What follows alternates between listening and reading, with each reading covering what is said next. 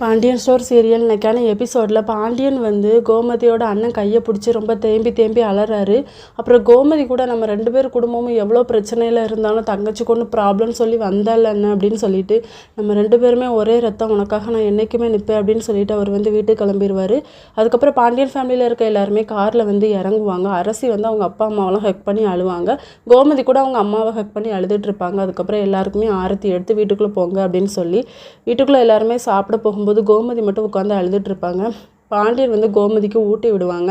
அப்புறம் பாண்டியன் வந்து வீட்டில் இருக்க எல்லாத்துக்குமே பரிமாறுவாங்க. சாப்பிட சொன்னால் இல்லைம்மா நான் அப்புறமா சாப்பிட்டுக்கிறேங்கிற மாதிரி சொல்லிடுவார். சரவணன் கிட்ட வந்து மன்னிப்பு கேட்பார். உன் லைஃப்பை நான் தான் நாசப்படுத்திட்டேன் அப்படின்னு சொல்லிட்டு, அதெல்லாம் ஒன்றும் இல்லைப்பா, அன்னைக்கு சொன்ன மாதிரி தான் நான் இன்றைக்கும் முடிவு, அதை விட இப்போ ஸ்ட்ராங்காகவே இருக்கேன், எனக்கு வேண்டாம்ப்பா அப்படின்னு சொல்லிட்டு. அப்போது வந்து கோமதி சொல்கிறாங்க, இனிமேல் அவள் அந்த வீட்டுக்கு வந்தானா அவ்வளோந்தான் அப்படின்னு சொல்லி கத்துறாங்க. அதெல்லாம் வரமாட்டா அப்படின்னு சொல்லி, நம்ம குடும்பத்தை இவ்வளோ நாசமாக்கிட்டால, அவள் நல்லவன் நினச்சிட்டு இருந்தேன்.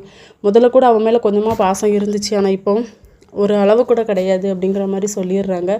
பாண்டியன் கூட ரொம்ப ஃபீல் பண்ணிடுறாரு. இதோட இன்னைக்கான எபிசோட் முடியுது.